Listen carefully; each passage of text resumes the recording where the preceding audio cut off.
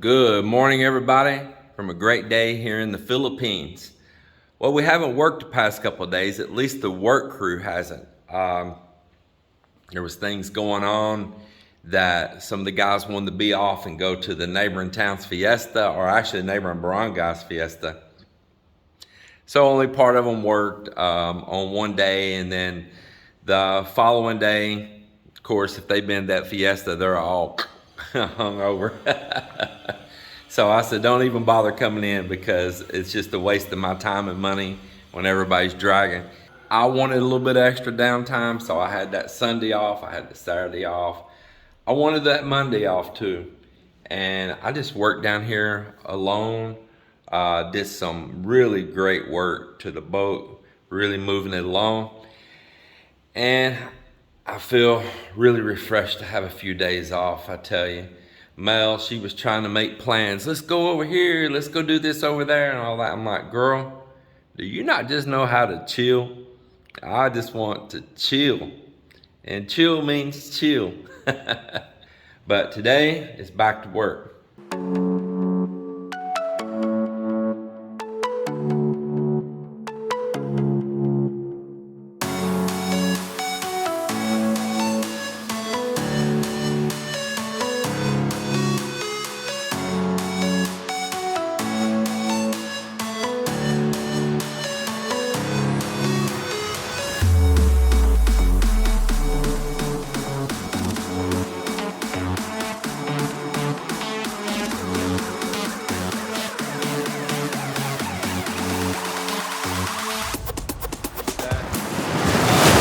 Putting up some bamboo to flip our little small pump boat over.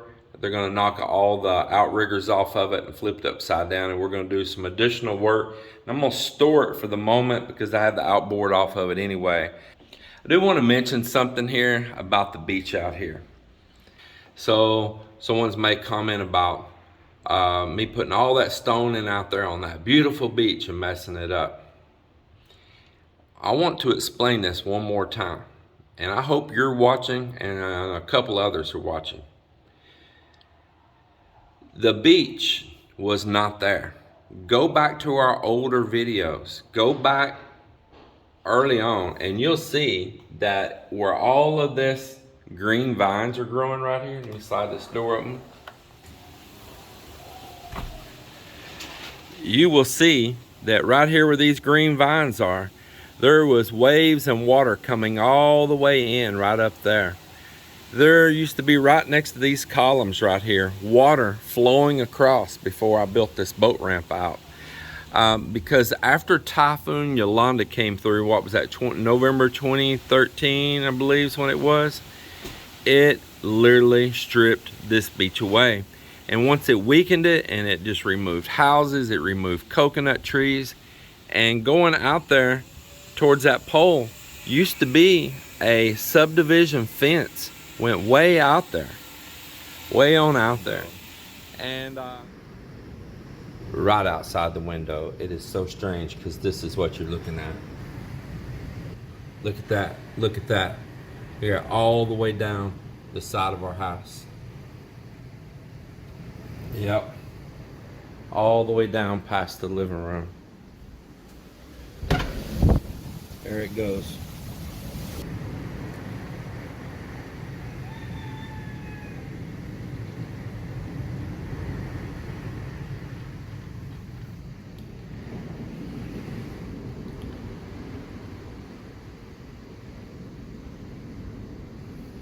It's hard to battle nature here. Look at this.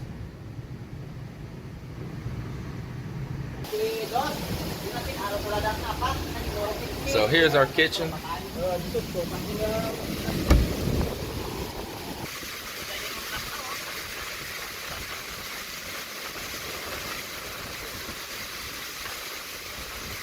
Up, here it comes.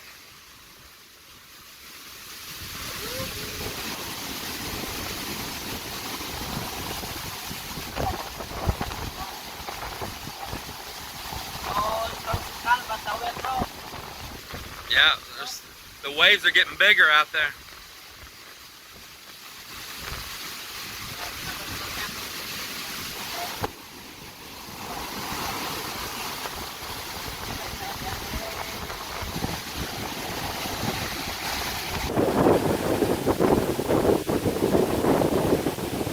water is already in our place.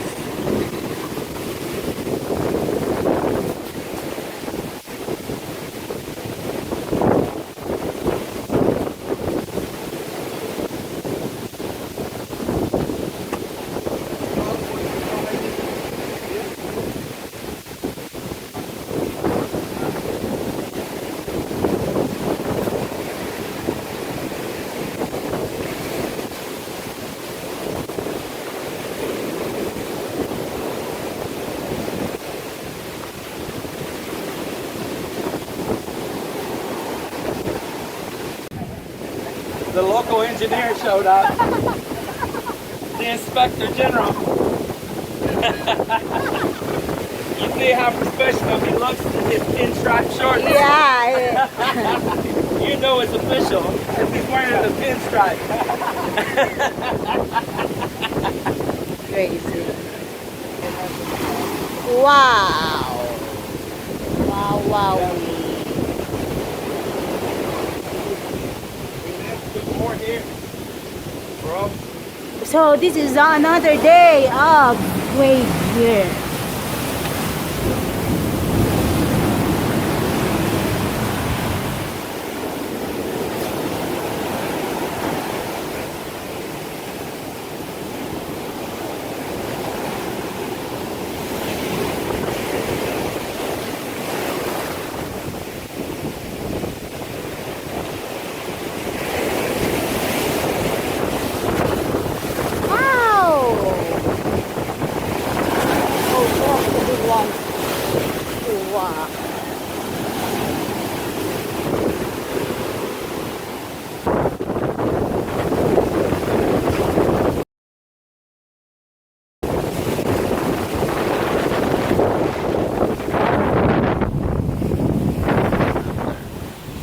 And the beach was lost.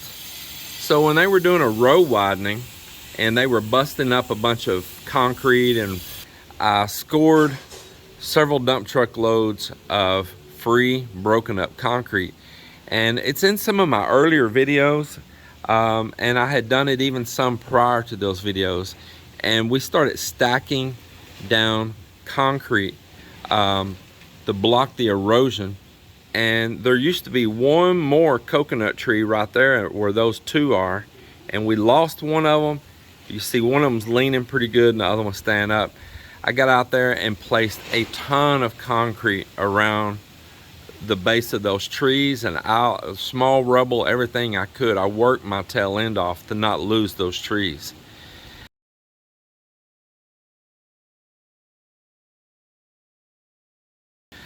There was no beach. We could swim. We could launch the boat right there at the end of where the original boat ramp was at, because it was so washed away. And the beach used to go out real far prior to Typhoon Yolanda. If you go past it either direction, there's no beach still left. It's all damaged. Going out right now, that stone I put to the water, I didn't put it there just to roll a boat over. Actually, I could have just bought some used conveyor belt. I found it over in several different towns. I could have drove to and got it. And I could just easily roll that conveyor belt out, even in sections. It's about 2 foot wide. Back right out over it on the sand, just as smooth. Roll that stuff or drag it back up here and let it lay until we're ready to pull the boat in and out again. It's all I needed. Been dirt cheap, no problem at all. The reason that I put all that big boulder and stone is to continue to secure the beach. I just happened to got a dual purpose out of it by being able to line it up right there with that ramp and the existing old ramp and be able to drive the boat out over it. Driving the boat over it was just a bonus. You know, that government salvage zone disappeared in most of those places, and that's not that they're built on government land. That's that the government land was wiped away by typhoons, and it's all the way up to private land now. So what did the local officials have to say about what I did? Well, we got permits for it, and they really endorsed it, and that's why they even brought a municipality tractor and all to help pile the sand up in there to where I was getting rid of those huge washouts and all that was only there because of typhoon damage. So instead of you giggling, thinking I built all of that for a boat, I told, even then when I was doing it, I would not be doing all this just for a boat. That's just the added benefit. I'm doing it for the safety of our property, the safety of Melinda's family, our friends, her cousins, everybody next door. I did work down there before too on the government drainage. They didn't have a budget here to work on any of it. It was all messed up. I got it started, then later the local government picked up and did the rest of it on up past in there and made it even better. This is just me trying to help and be a positive part in the community. With you all viewing these videos, the earnings we get from YouTube and all, I take some of that money and I apply it into some projects that help benefit many people around here. There's a lot of this stuff I do I don't have to be doing. I do it to help other people, to help people get work. And I'm gonna be really honest, a big storm, big enough, could come through and we could lose a great part of that again. There's no promises that everything I've done that it's gonna stay, but it has a way better chance to stay. There's my little Rhode Island Reds. Aren't they looking beautiful? Yeah.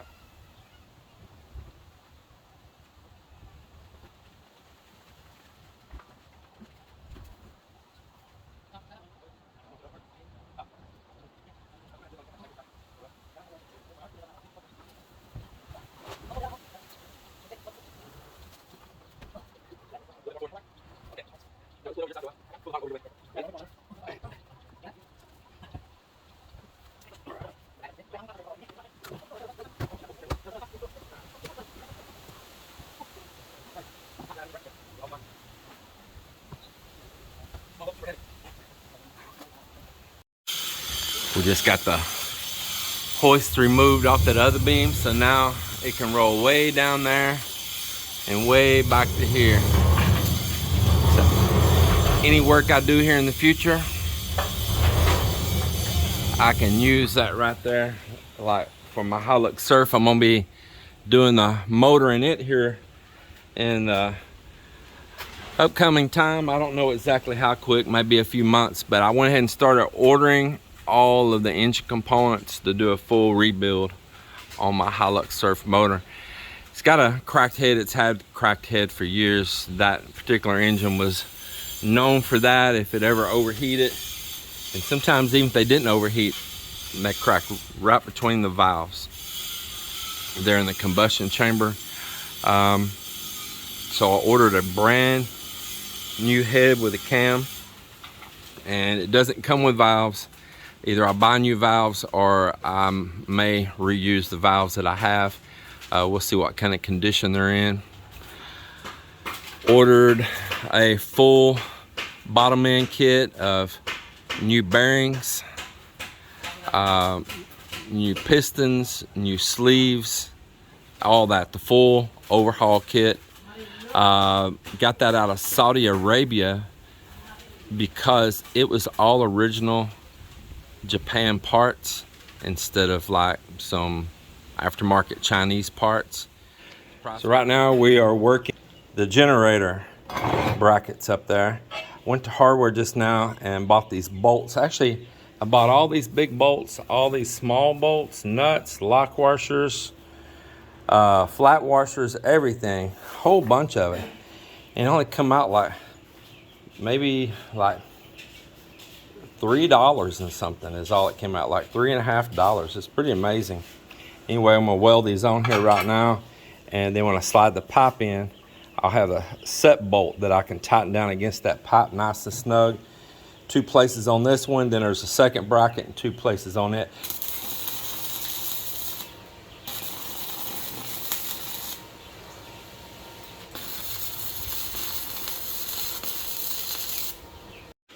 So I got these welded up. Those stainless steel nuts, but I couldn't find stainless steel bolts, but at least that's welded stainless to stainless, and that's the most important thing. I put a little grease around them right there. Well, there we go. I got a brand new batch of eggs beginning again. To start it, got a temperature set. It's climbing right now. It needs to get to 99.5, and it don't like much getting to 99.5 because it's already so hot here. Look at that bar top. Does that look good or what, man? All from leftover scrap tile.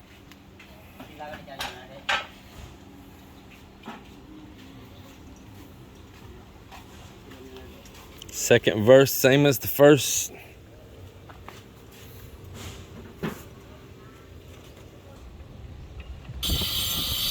Yeah, so when our pipe slides down, I wonder if it's going to slide down without having to space it.